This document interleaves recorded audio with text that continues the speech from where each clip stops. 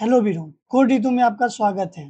तो हमने पिछले वीडियो में देखा था कि क्या प्रोजेक्ट हम बनाने वाले हैं इस सीरीज के एंड में। उसके बाद हमने बेसिक आर्किटेक्चर देखा था कोई भी एप्लीकेशन बनाने के लिए। देन आफ्टर हमने कवर करा था कि वेब सर्विसेज क्या होती है, रेस्ट एपीआई क्या है, डिफरेंट एचटीटीपी मेथड हमने देखा था। अगर आपने उस वीडियो को नहीं देखा है तो प्लीज जाके देख लीजिए, मैं उसका लिंक बायो में अटैच कर दूंगा। इस वीडियो में हम देखेंगे कि जावा टेक्नोलॉजी कैसे इवॉल्व हुआ है समय के साथ। उसके बाद हम स्प्रिंग बूट को समझेंगे। देन हम एक सिंपल सा रेस्ट एपीआई बनाएंगे। उसके बाद हम एनोटेशन को समझेंगे, इंटरनल फ्लो ऑफ कोड को समझेंगे। तो चलिए शुरू करते हैं। सबसे पहले जावा टेक्नोलॉजी में यूज होता था J2EE। इसमें जब हम एप्लीकेशन बनाते थे तो हमें बहुत ज्यादा कॉन्फ़िगरेशन करना पड़ता था। हमारा डेवलपमेंट में टाइम बहुत ज्यादा लगता था, हेवी वेट आर्किटेक्चर फॉलो करता था। सिर्फ आपको डेवलपमेंट स्टार्ट करने में काफी ज्यादा टाइम लग जाता था। उसको सिंप्लीफाई करा स्ट्रट्स ने, कुछ नया चीज लेके आया जैसे MVC वेब फ्रेमवर्क लेके आया, प्रोडक्टिविटी ने को इनहांस करा। देन हमारा स्प्रिंग फ्रेमवर्क है, उसने एक मैजिक क्रिएट कर दिया, क्योंकि स्ट्रट्स में भी हम लोग हेवी कॉन्फ़िगरेशन यूज कर। हमारा जो कोड था वो XML पे ज्यादा डिपेंड करता था। तो एक रेस्ट एपीआई बनाने के लिए हमें बहुत ज्यादा कॉन्फ़िगरेशन करना पड़ता था। पहले वाले टेक्नोलॉजी में ये भी थी कि हमारा जो एप्लीकेशन था वो टाइटली कपल्ड था। मीन्स अगर कहीं हम एक जगह चेंज कर रहे हैं तो हमें बहुत ज्यादा फाइल्स में चेंज करना पड़ता था। तो उसको सिंप्लीफाइड करा हमारा स्प्रिंग फ्रेमवर्क ने, नए नए कॉन्सेप्ट को लाया, light weight and modular application बन पाया स्प्रिंग फ्रेमवर्क की वजह से। उसके बाद हमारा स्प्रिंग बूट आया। स्प्रिंग बूट ने तो कम्प्लीटली डेवलपमेंट प्रोसेस को ही चेंज कर दिया। स्प्रिंग में तो हमें कॉन्फ़िगरेशन वगैरह फिर भी करना पड़ता था थोड़ा बहुत, बट स्प्रिंग बूट में हमें ना कॉन्फ़िगरेशन करना पड़ता है, एम्बेडेड सर्वर हमें मिल जाता है, हमें स्टार्टर डिपेंडेंसीज का फैसिलिटी मिलता है। हमारा जो डेवलपमेंट था वो J2EE में 2 मंथ का लगता था, तो वहीं स्ट्रट्स में 1 मंथ का लगता था, स्प्रिंग फ्रेमवर्क में 15 दिन और स्प्रिंग बूट में विद इन आवर में हम कोई एक नॉर्मल सा एप्लीकेशन बना पाते हैं। बट यही सिर्फ नॉर्मल एप्लीकेशन बनाने में पहले हमें बहुत ज्यादा टाइम लगता था। कुछ चीजें हमें प्रॉब्लम क्रिएट करते थे। कभी हमारा प्रॉब्लम हो जाता था कि सर्वर में हम डिप्लॉय कर रहे हैं तो वहां पे प्रॉब्लम आ रही है। समय के साथ हमारा जो डेवलपमेंट था वो और सिंप्लीफाइड होते चला गया। पहले J2EE आया, उसके बाद स्ट्रट्स आया, उसके बाद Spring framework and now we are using Spring Boot. चलिए हम समझते हैं कि स्प्रिंग बूट क्या है।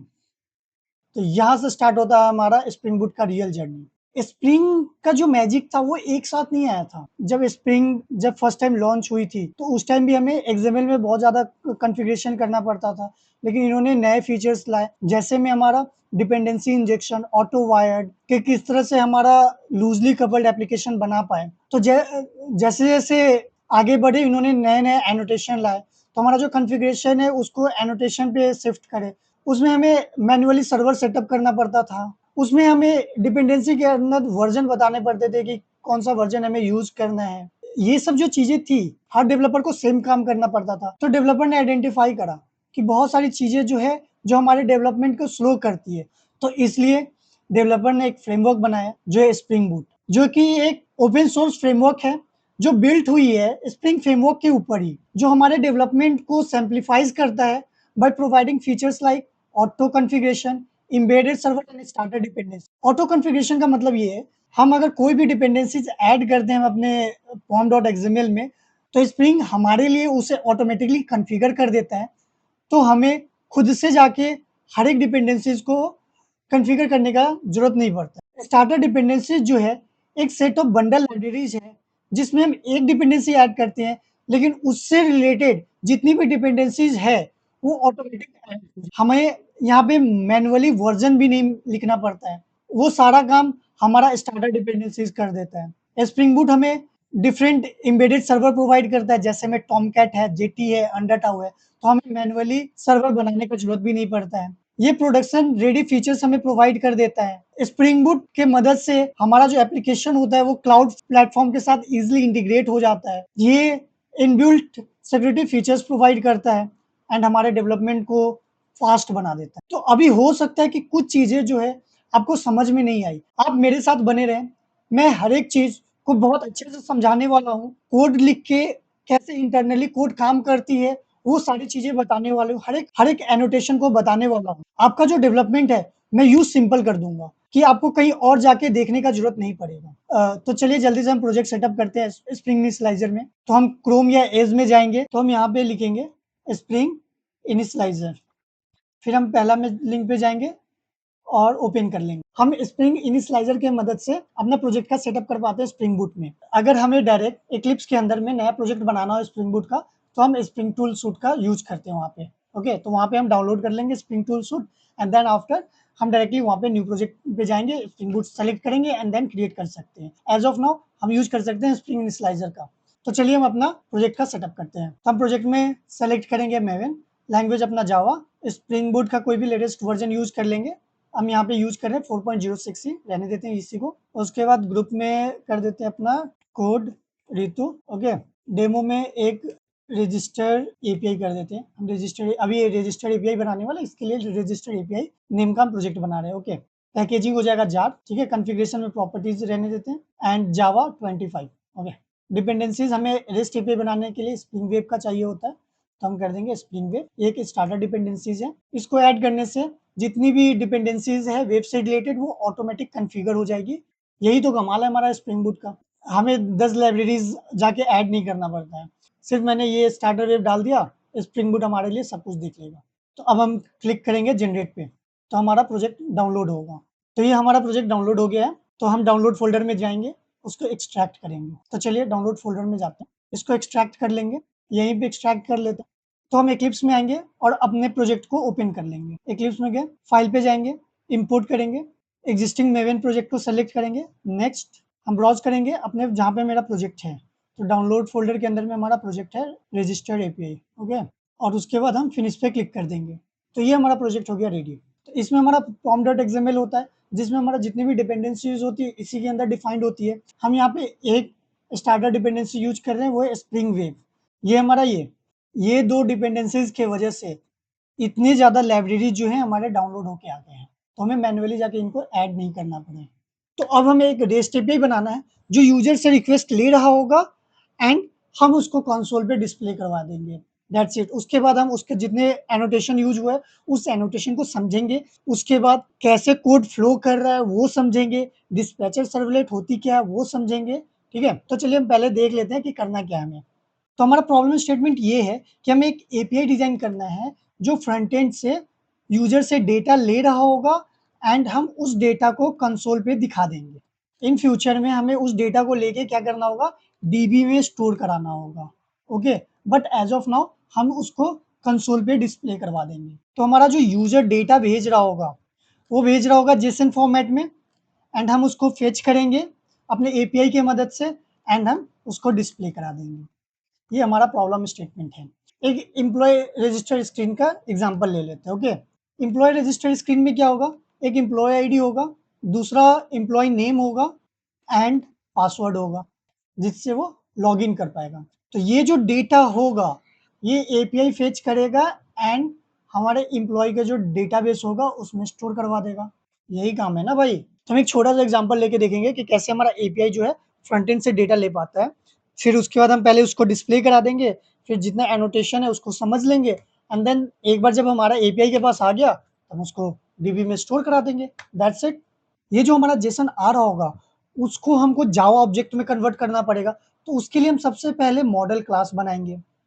तो हम क्या करते हैं, एम्प्लॉयी नेम का मॉडल क्लास बना लेते हैं, जो इस डेटा को रिप्रेजेंट कर रहा होगा।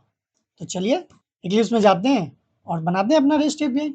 ये हमारा पॉम्ड एक्सएमएल है, इसमें जितना भी डिपेंडेंसीज वगैरह रहता है वो हम देख सकते हैं। अगर हमें इन फ्यूचर कोई भी स्टार्टर डिपेंडेंसीज का यूज होगा, हम डायरेक्टली इस डिपेंडेंसीज में ऐड करेंगे और अपडेट कर देंगे। तो उससे क्या होगा कि मेवन डिपेंडेंसीज में ऑटोमेटिकली वो लाइब्रेरी डाउनलोड करके हमारे पास आ जाएगा। एंड हमारा होता है एप्लीकेशन डॉट प्रॉपर्टीज, जिसमें हमें जितना भी कॉन्फ़िगरेशन वगैरह करना पड़ता है, पोर्ट नंबर चेंज करना है तो वो ये इसमें डाल देंगे, डिबग मोड में चेंज करना है तो ये इसमें डालेंगे। और भी चीज़ें हैं, जैसे हमें डेटाबेस का जो भी डिटेल्स है अगर ऐड करना है तो हम एप्लीकेशन डॉट प्रॉपर्टीज़ में ही ऐड करते हैं। तो ये हमारा एप्लीकेशन डॉट प्रॉपर्टीज़ है, जो वो एसआरसी मेन रिसोर्सेज़ के अंदर में है। तो हम एसआरसी मेन जावा के अंदर जाएँगे, जहाँ पे हमारा मेन मेथड होगा। कोई भी जावा एप्लीकेशन बनाते हैं, वो होता है मेन मेथड से ही एग्ज़ीक्यूट होता है, ओके। तो यहाँ पे भी हमारा जो है सबसे पहले कंपाइलर जो है मेन मेथड को सर्च करेगा एंड देन वहां से हमारा एग्जीक्यूट होगा। अभी मैं यहाँ पे ये जो 2 एनोटेशन है इसको भी समझाऊंगा, लेकिन उससे पहले अभी हमारा जो प्रॉब्लम स्टेटमेंट था उस पे चलते हैं। एक एपीआई बनाना है, एपीआई बनाने के बाद हमको एनोटेशन को सीखना है, फिर उसके बाद हम फ्लो को देखेंगे कि कैसे हमारा कोड एग्जीक्यूट कर रहा होगा। ओके, हम यहाँ पे मॉडल क्लास बना लेंगे, एम्प्लॉय नाम का बनाना है, फाइल क्लास में जाएंगे। ओके, नेम में एम्प्लॉय लिख लेंगे।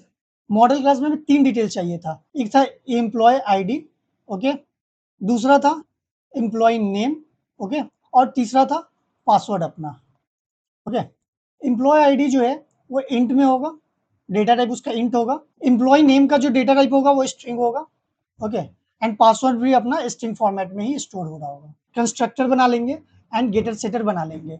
सोर्स पे आएंगे, सोर्स पे आने के बाद हम जनरेट गेटर सेटर पे क्लिक करेंगे एंड सेलेक्ट ऑल करेंगे, जनरेट करेंगे, तो इससे हमारा गेटर सेटर बन जाता है। हम खुद से भी बना सकते, लेकिन शॉर्टकट है तो उसको यूज कर लेते हैं। फिर हम अपना कंस्ट्रक्टर बना लेते हैं, तो उसके लिए सोर्स पे आएंगे, कंस्ट्रक्टर यूजिंग फील्ड करेंगे, select all and generate. Okay, एक डिफॉल्ट कंस्ट्रक्टर भी बना लेते हैं, तो सोर्स पे जाएंगे, कंस्ट्रक्टर यूजिंग फील्ड पे जाएंगे, डिसेलेक्ट ऑल कर देंगे, तो ये हमारा डिफॉल्ट कंस्ट्रक्टर बन गया। अब हम टू स्ट्रिंग मेथड भी बना लेते हैं। ओके, तो जनरेट टू स्ट्रिंग, जनरेट, तो ये हमारा मॉडल क्लास बन के तैयार हो गया। इसको सेव कर लेंगे। अब हम एपीआई बनाएंगे, तो एपीआई बनाने के लिए हम अलग क्लास बनाएंगे, न्यू क्लास पे जाएंगे और यहाँ पे हम एम्प्लॉय कंट्रोलर बना लेते हैं। ओके, तो ये हमारा कंट्रोलर हो गया। तो रेस्ट एपीआई बनाने के लिए हमें उस क्लास को एनोटेट करना होता है रेस्ट कंट्रोलर से, @रेस्ट कंट्रोलर, इसे क्लास को इंपोर्ट कर लेंगे, तो रेस्ट कंट्रोलर हमारा इंपोर्ट हो गया। तो इसके मदद से हम रेस्ट एपीआई बना सकते हैं। एचटीटीपी रिक्वेस्ट आ रहा होगा, उसको मैप करने के लिए हम यूज करते हैं रिक्वेस्ट मैपिंग। तो हमारा जो क्लास है उसका बेस यूआरएल एक बना लेते हैं, रिक्वेस्ट मैपिंग। ओके, इसमें हम एम्प्लॉय नाम का हमारा बेस यूआरएल बन गया, इसको भी इंपोर्ट कर लेते हैं। ओके, तो ये हमारा रिक्वेस्ट मैपिंग इंपोर्ट हो गया। हम एक एपीआई बना रहे हैं जो यूजर से रिक्वेस्ट ले रहा होगा एंड देन उसको हमको डीबी में सेव कराना है। हम यहाँ पे कौन सा मेथड यूज कर रहे होंगे, पोस्ट मेथड। मैंने डिफरेंट एचटीटीपी मेथड के बारे में अपने पिछले वीडियोस में बताया, जो 4 तरह के होते हैं, गेट होता है, पोस्ट होता है, पुट होता है एंड डिलीट होता है। पोस्ट हम यूज करते हैं, कोई भी रिसोर्सेज क्रिएट करना होता है तो उसके लिए हम पोस्ट यूज करते हैं। कोई भी रिसोर्सेज हमें फेच करना होता है देन हम गेट मेथड यूज करते हैं। कोई भी रिसोर्सेज हमें डिलीट करना होता है तो हम डिलीट मेथड यूज करते हैं, और कोई भी मेथड हमें अपडेट करना होता है तो हम पुट मेथड यूज करते हैं। तो गेट के कोरस्पोंडिंग हम एनोटेशन यूज करते हैं @गेट मैपिंग, पोस्ट के कोरस्पोंडिंग यूज करते हैं @पोस्ट मैपिंग, डिलीट के कोरस्पोंडिंग यूज करते हैं हम डिलीट मैपिंग, एंड पुट के कोरस्पोंडिंग एनोटेशन यूज करते हैं पुट मैपिंग। हम यहाँ पे क्या है, पोस्ट मेथड है, तो हम यहाँ पे एनोटेट कर रहे होंगे अपना पोस्ट मैपिंग से। इसके क्लास को भी हम इंपोर्ट कर लेंगे, तो हमारा इंपोर्ट हो गया। Okay, public static string return कर देंगे, क्रिएट यूजर। हम यहाँ पे रिक्वेस्ट जो है फेच कर रहे होंगे, एम्प्लॉय ईएमपी नाम का बना देते हैं। ओके, ऑब्जेक्ट बना दिया हमने, तो यहाँ पे रिटर्न कर देते हैं कुछ भी empty string as of now के लिए। तो एम्प्लॉय का जो डिटेल है वो आ रहा होगा हमारा रिक्वेस्ट से, तो इसलिए हम एनोटेट करते हैं अपना रिक्वेस्ट बॉडी, इसको भी इंपोर्ट कर लेते हैं। ये जो एनोटेशन है हमारा, ये क्या करेगा कि हमारा जो डेटा जो जेसन फॉर्मेट में आ रहा है उसको जावा ऑब्जेक्ट में कन्वर्ट करेगा। ओके, हमारा जो डेटा है अब हम उसको डिस्प्ले करा देते हैं, system dot out dot print l n. Okay, तो सबसे पहले क्या आ रहा होगा, एम्प्लॉय आईडी आ रहा होगा, e m p dot get employee ID. Okay, then हमारा आ रहा होगा एम्प्लॉय का name, e m p dot get employee का नेम। ओके, देन हमारा आ रहा होगा एम्प्लॉय का पासवर्ड, गेट पासवर्ड। ओके, तो ये हमारे कंसोल पे ये डिस्प्ले हो जाएगा। देन हम रिटर्न करवा देते हैं कि यूजर क्रिएटेड सक्सेसफुली। ओके, इसको सेव कर देंगे। तो चलिए हम अपने प्रोजेक्ट को रन करते हैं। ओके, रन पे जाएंगे, तो बाय डिफ़ॉल्ट जो पोर्ट होता है वो 8080 होता है। ओके, तो ये हमारा एप्लीकेशन जो है रन हो गया। तो चलिए हम अपने एपीआई को टेस्ट कर लेते हैं। तो एपीआई टेस्ट करने के लिए हम यूज़ करते हैं पोस्टमैन। तो हम ये पोस्टमैन पे आ गए। पोस्टमैन पे हम जनरली अपना एपीआई को टेस्ट करने के लिए हम यूज़ करते हैं। यहाँ प्लस पे क्लिक करेंगे एंड हमारा जो यूआरएल था उस पे जाएँगे। बाय डिफ़ॉल्ट 8080 पोर्ट नंबर होता है स्प्रिंग बूट में। तो HTTP local host, it's local host : 8080/employee। Okay, तो हमारा जो बॉडी है वो जेसन फॉर्मेट में जाने को है, तो रॉ जेसन फॉर्मेट में हम सबसे पहले था हमारा एम्प्लॉय आईडी। ओके, 2 ले लेते हैं। उसके बाद था हमारा एम्प्लॉय का नेम, उसके बाद था हमारा पासवर्ड, पासवर्ड को पासवर्ड ही पास करते रहे। ओके, तो ये हमारा रिक्वेस्ट फॉर्म हो गया। जैसे ही हम सेंड पे क्लिक करेंगे हमारा एपीआई हिट होगा एंड वहां से जो रिटर्न हो रहा होगा वो यहाँ पे दिखेगा। तो हमने सेंड पे क्लिक कर दिया, यस यूजर क्रिएटेड सक्सेसफुली। हमने कोड में यही रिटर्न करा था। कोड में हमारा क्या रिटर्न हो रहा है, ये सारा ऑपरेशन करने के बाद हमारा रिटर्न कर दो यूजर क्रिएटेड सक्सेसफुली। अगर हम यहाँ पे पास कर देते भाई कोड रितु, सेव कर देते एंड फिर से रन कर देते, ओके, एंड फिर यहाँ पे सेंड क्लिक करते, तो अब आ रहा होता user created successfully bye code Ritu. तो जो भी रिटर्न कर रहे हैं वो यहाँ पे हमें दिख रहा है और जो भी हमारा वहां से डेटा आ रहा है हम उसे कंसोल पे प्रिंट करवा रहे हैं। तो सबसे पहले हम क्या प्रिंट करवा रहे हैं, एम्प्लॉय आईडी। तो एम्प्लॉय आईडी हम यहाँ से क्या पास कर रहे थे, 2 पास कर रहे थे, employee name Ritu and password password ही। और यहाँ पे क्या आया है, हमारा एम्प्लॉय नेम पे रितु आया है एंड एम्प्लॉय पासवर्ड पे पासवर्ड। हमारा जो एपीआई है वो यूजर से डेटा ला पा रहा है। ओके, तो अब हम चलिए जितने भी एनोटेशन यूज हुआ है उसको समझते हैं पहले, उसके बाद हम नेक्स्ट स्टेप पे चलते हैं। हमारा जो कंपाइलर है वो सबसे पहले मेन मेथड को सर्च करता है। मेन मेथड है उसके क्लास के ऊपर हम एनोटेट कर रहे हैं अपना स्प्रिंग बूट एप्लीकेशन से। ये स्प्रिंग बूट एप्लीकेशन 3 एनोटेशन को मिलकर बना हुआ है। तो अभी मैंने क्या बोला, स्प्रिंग बूट एप्लीकेशन जो है हमारा वो 3 एनोटेशन को मिलकर बना हुआ है। वो है अपना configuration, enable, auto configuration and तीसरा है हमारा कंपोनेंट स्कैन। तो हमारा कॉन्फ़िगरेशन जो एनोटेशन है वो क्या करता है कि ये क्लास को कॉन्फ़िगर क्लास बना देता है। ओके, इनेबल ऑटो कॉन्फ़िगरेशन क्या करता है कि जो भी हमने क्लास पाथ में ऐड किया है उसको ऑटो कॉन्फ़िगर कर देता है। जैसे हमने अभी यहाँ पे क्या ऐड करा था, वेब, तो वेब से रिलेटेड हमें जो जो चाहिए होगा उससे स्प्रिंग बूट ऑटो कॉन्फ़िगर कर दिया होगा। And third is component scan. तो कंपोनेंट स्कैन से पहले हम समझते हैं बिन। हम जो क्लास का ऑब्जेक्ट बनाते हैं उसको हम बोलते हैं ऑब्जेक्ट, लेकिन जब स्प्रिंग हमारे लिए ऑब्जेक्ट बनाती है उसको बोलते हैं बिन। ठीक है, तो कोई डाउट है इसमें, बिन और ऑब्जेक्ट में? जो हम बनाएंगे उसको ऑब्जेक्ट, जो स्प्रिंग बनाएगी उसको बिन। कंपोनेंट स्कैन क्या करती है कि ये फाइंड करती है कि किसका किसका हमें बिन बनाना है। तो उसके लिए क्या करती है कि ये देखती है कि क्या कोई क्लास है जो एनोटेट हुआ है कंपोनेंट से, क्या कोई क्लास है जो एनोटेट हुआ है रेपोजिटरी से, क्या कोई क्लास है जो एनोटेट हुआ है सर्विस से।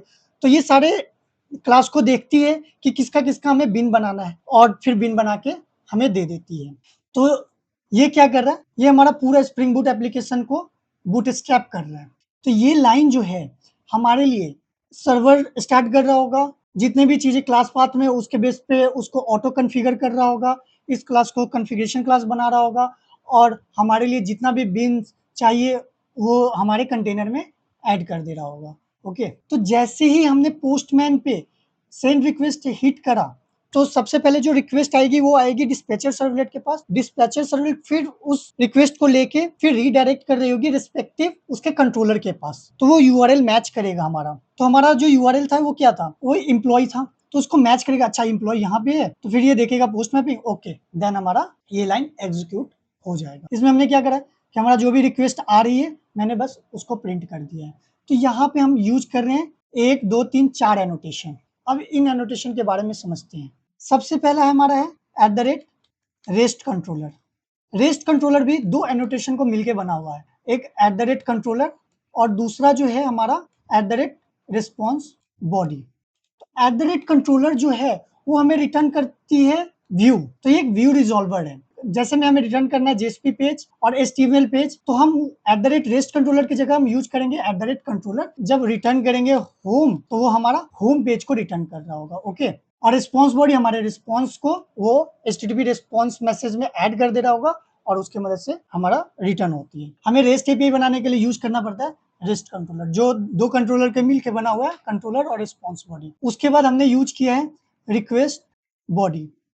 ये हमारे रिक्वेस्ट को ले रहा होगा एंड इसको जावा ऑब्जेक्ट में कन्वर्ट कर दे रहा होगा। उसके बाद हमने यूज किया है रिक्वेस्ट मैपिंग। तो ये हम बेस यूआरएल को मैप करने के लिए यूज करते हैं। ये हमारे डिफरेंट एचटीटीपी जो रिक्वेस्ट आ रहा है उसको मैप करने के लिए हम यूज करते हैं। अगर हमें डिफरेंट मेथड मैप करवाना है तो @request मैपिंग वैल्यू जो यूआरएल है वो, और हम मेथड कर देंगे पोस्ट, तो ये पोस्ट मेथड हो जाता है। इस चीज को सॉर्ट करके लिखने के लिए हम यूज करते हैं नोटेशन पोस्ट मैपिंग। वैसे ही मेथड गेट कर देंगे और इसको सॉर्ट करने के लिए हम यूज करेंगे गेट मैपिंग। तो ये सारा हमारा एनोटेशन था। तो हमारा कोड का फ्लो कैसे हो रहा है? रिक्वेस्ट आता है डिस्पैचर सर्वलेट के पास, डिस्पैचर सर्वलेट उसको मैप करता है उसके रिस्पेक्टिव कंट्रोलर के पास, एंड तो कंट्रोलर हमारा रिटर्न टाइप देखता है। उसके बाद suitable HTTP message converter choose करता है एंड देन उस ऑब्जेक्ट को कन्वर्ट करता है एंड हमारा रिस्पॉन्स सेंड हो जाता है। तो इस तरह से हमारा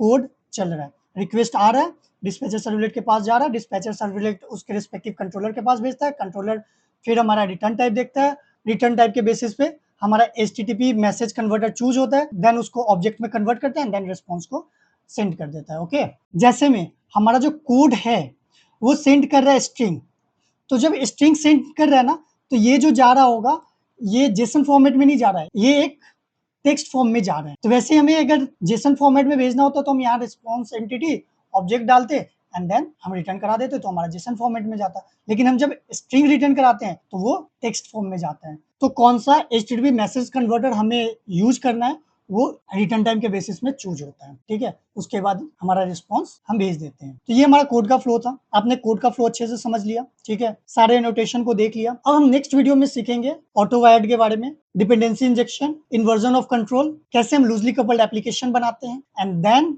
हम देखेंगे कि इस वाले डेटा को कैसे हमें DB में स्टोर कराना है। आई होप जो मैंने पढ़ाया आपको वो अच्छे से समझ में आया होगा। तो आपके लिए एक असाइनमेंट है, असाइनमेंट होने के बाद उसको कमेंट कीजिए कि डन। ओके, तो आपके लिए असाइनमेंट क्या है कि आपको एक API बनाना है पेशेंट क्रिएट करने के लिए। रिक्वेस्ट आ रहा होगा, पेशेंट का name, mobile number, email ID, उसका एज और पासवर्ड, और इसको कंसोल पे डिस्प्ले करना है एंड हमें रिटर्न करवाना है पेशेंट बन गया। ओके, तो आई होप ये कर पाओगे आप। तो इसमें कुछ नहीं करना है, पेशेंट नाम का मॉडल क्लास बनाना होगा, फिर कंट्रोलर बनाएंगे एंड देन कंट्रोलर में हम वो सारी चीजें प्रिंट करवा देंगे। ओके, आई होप ये वीडियो आपको अच्छी लगी हो। तो चलिए मिलते हैं नेक्स्ट वीडियोस में। Thank you.